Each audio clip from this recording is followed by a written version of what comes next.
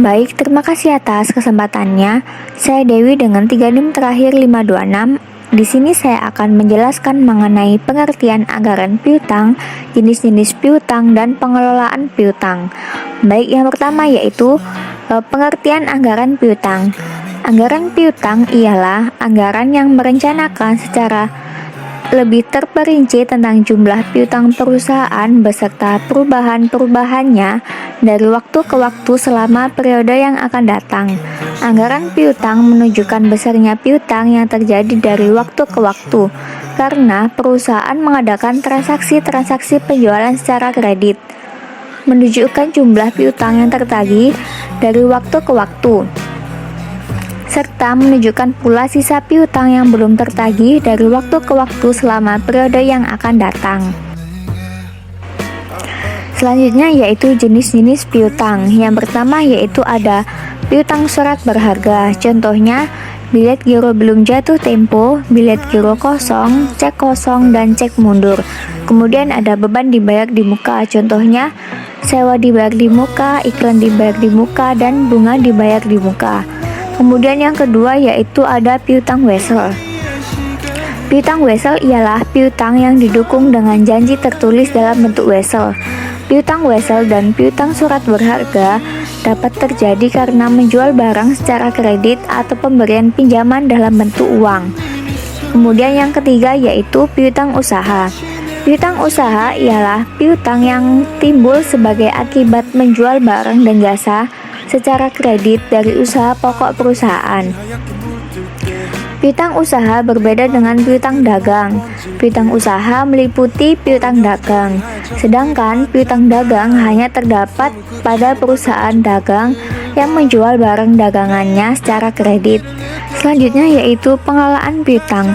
Dalam perusahaan, piutang harus dikelola dengan baik. Adapun pengelolaan piutang mencakup kegiatan sebagai berikut. Yang pertama yaitu perencanaan jumlah dan pengumpulan piutang.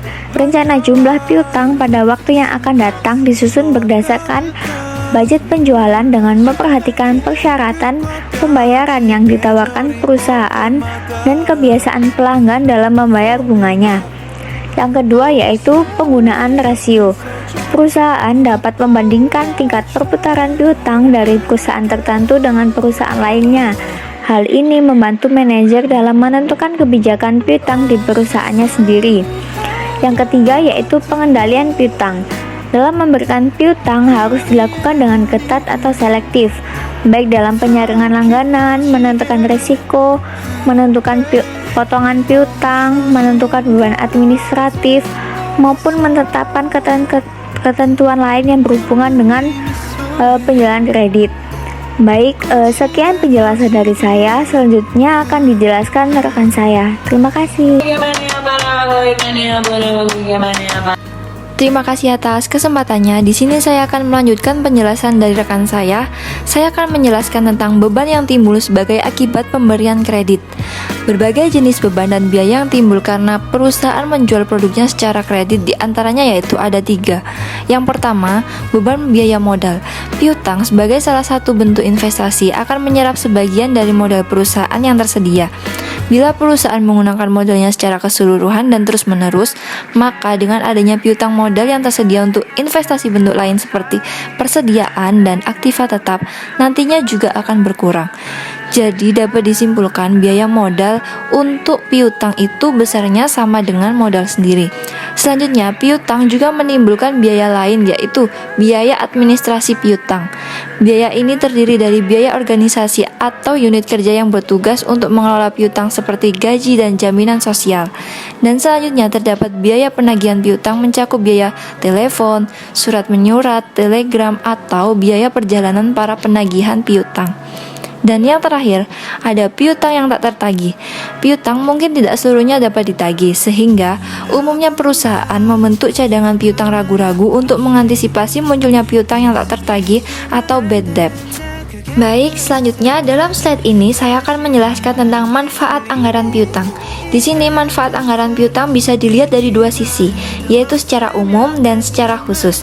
Yang pertama, saya akan menjelaskan manfaat anggaran piutang secara umum, di mana memiliki 3 kegunaan pokok, yaitu Satu, dapat diperkirakannya posisi piutang pada berbagai waktu. Lalu yang kedua, dapat diketahui jumlah piutang yang sudah jatuh tempo. Dan yang terakhir, dapat diperkirakan arus kas masuk yang berasal dari penjualan kredit. Sedangkan secara khusus, anggaran piutang berguna sebagai dasar untuk penyusunan anggaran kas. Mengapa demikian? Karena penagihan-penagihan piutang tersebut merupakan pemasukan kas. Baik, selanjutnya, dalam set ini terdapat kebijaksanaan piutang atau penjualan kredit, di mana kebijakan piutang yang baik adalah yang dapat mengoptimalkan trade-off keuntungan dan kerugian dari piutang. Rasio perputaran piutang sendiri merupakan perbandingan antara jumlah penjualan kredit selama periode tertentu dengan piutang rata-rata.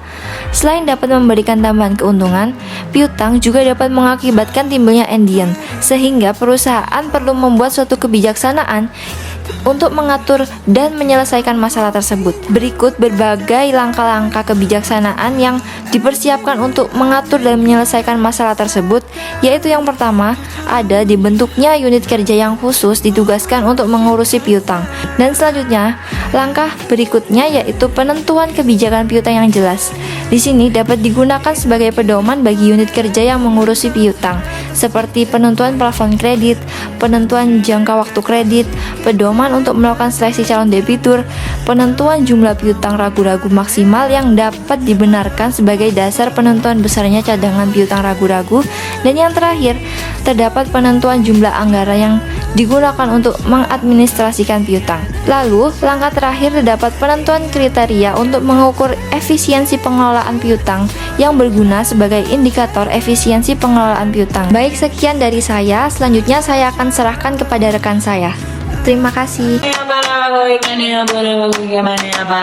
Terima kasih atas kesempatannya. Di sini saya akan menjelaskan faktor-faktor yang mempengaruhi penyusunan budget piutang. Agar suatu budget dapat berfungsi dengan baik, maka taksiran-taksiran yang termuat di dalamnya harus cukup akurat sehingga tidak jauh berbeda dengan realisasinya nanti. Faktor-faktor yang harus dipertimbangkan dalam menyusun budget antara lain yaitu yang pertama, budget penjualan khususnya rencana tentang jenis, kualitas, dan jumlah kuantitas barang yang akan dijual dari waktu ke waktu selama periode yang akan datang. Semakin besar jumlah penjualan, maka semakin besar pula transaksi penjualan secara kredit yang akan dilakukan. Demikian pula sebaliknya, sehingga akan memperkecil piutang perusahaan. Dan yang kedua, keadaan persaingan di pasar. Persaingan yang lebih keras akan memaksa perusahaan untuk lebih banyak melakukan transaksi-transaksi penjualan secara kredit, sehingga memperbesar piutang perusahaan. Demikian pula sebaliknya, sehingga memperkecil pula piutang perusahaan. Dan yang ketiga, posisi perusahaan. Bila mana posisi perusahaan cukup kuat dalam persaingan, maka perusahaan lebih dapat memaksakan penjualan secara tunai, sehingga memperkecil penjualan secara kredit. Akibatnya, piutang perusahaan akan cenderung lebih kecil. Sebaliknya, posisi perusahaan yang lemah kurang memungkinkan untuk memaksakan penjualan secara tunai, sehingga akan memperbesar penjualan secara kredit. Akibatnya, piutang perusahaan akan cenderung lebih besar. Dan yang keempat, syarat pembayaran yang ditawarkan perusahaan. Bila mana potongan penjualan yang ditawarkan perusahaan cukup menarik para calon pembeli, maka akan mendorong mereka untuk melakukan pembelian dan pembelian secara tunai. Akibatnya, piutang perusahaan akan lebih kecil. Dan yang kelima, kebijaksanaan perusahaan dalam penagihan piutang. Penagihan piutang yang lebih aktif akan mempercepat pemasukan piutang sehingga memperkecil jumlah sisa piutang. Sedangkan sebaliknya, penagihan yang kurang aktif akan memperlambat pemasukan piutang sehingga jumlah sisa piutang akan semakin menumpuk.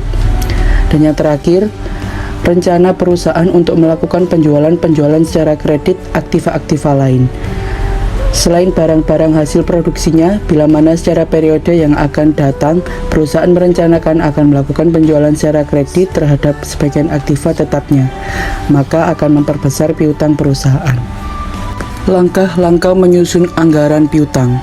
Yang pertama, menentukan besarnya penjualan tunai dan penjualan kredit yang dihasilkan oleh perusahaan dalam jangka waktu 1 bulan atau triwulan.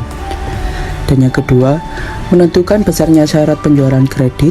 Hal ini akan mempengaruhi jumlah piutang yang akan diterima oleh perusahaan dan merangsang kepada pelanggan untuk segera melunasi piutangnya. Dan yang ketiga, menentukan besarnya cadangan piutang tak tertagih yang biasanya ditentukan dengan persentase dan sesuai dengan pengalaman periode sebelumnya. Dan yang terakhir, menentukan term of credit, yaitu jangka waktu pelunasan piutang. Terima kasih atas kesempatannya. Selanjutnya, saya akan menjelaskan tentang soal kasus dan penyelesaiannya. Selanjutnya, saya akan menjelaskan tentang penyelesaian kasus. Jadi di sini ada beberapa alternatif dari tambahan pinjaman atau modal yang dibutuhkan. Dengan membandingkan akibat yang terjadi atas kedua alternatif keputusan tersebut, dapat disimpulkan bahwa yang pertama, keputusan yang tepat adalah alternatif 1, yaitu dengan memberikan kredit selama 2 minggu dan terjadi peningkatan penjualan keseluruhan sebanyak 25%. Hal ini didukung dengan peningkatan rentabilitas ekonomis sebesar 2% dari 40% menjadi 42%. Untuk alternatif yang lain, untuk alternatif 2 ditolak karena kedua alternatif ini memberikan laba yang bersih dan rentabilitas modal sendiri yang lebih rendah dari alternatif 1. Hal ini didukung oleh adanya penurunan rentabilitas ekonomi. Terima kasih. Terima kasih atas kesempatannya. Perkenalkan, nama saya Evi Andrani Lutfia dengan NIM 604. Di sini saya akan menjelaskan tentang pengaruh penjualan kredit terhadap arus kas. Yang pertama yaitu jangka waktu kredit. Semakin panjang jangka kredit yang diberikan, maka semakin panjang jarak antara terjadinya transaksi penjualan dengan penerimaan uang kas dari penjualan tersebut. Yang kedua, keaktifan para petugas penagih piutang. Dalam arti, semakin aktif petugas melakukan penagihan piutang pada waktunya, maka semakin tepat arus kas yang masuk ke dalam kas perusahaan. Selanjutnya yaitu tingkat kepercayaan kepada debitur. Semakin tepat perusahaan dalam memilih calon-calon debiturnya, yang berarti semakin bonafit para debitur tersebut, maka semakin kecil kemungkinan mereka menunda pembayaran atas utang-utang dagangnya. Selanjutnya yaitu situasi pada umumnya. Hal ini berarti bila keadaan situasi usaha cenderung normal dan likuiditas perusahaan secara umum baik, maka kemungkinan penundaan pembayaran relatif kecil. Sebaliknya, bila pasaran sulit untuk memperoleh uang tunai, maka kemungkinan terjadinya penundaan menjadi semakin besar. Selanjutnya yaitu kasus dan penyelesaian. Penyelesaian kasus. Yang pertama, penjualan menurut bentuk pembayaran dan schedule penerimaan kas dari penjualan tunai. Yang kedua, schedule pengumpulan piutang atau penerimaan kas dari penjualan kredit. Selanjutnya yang ketiga, schedule atau anggaran penerimaan kas. Sekian presentasi dari kelompok 8. Assalamualaikum warahmatullahi wabarakatuh.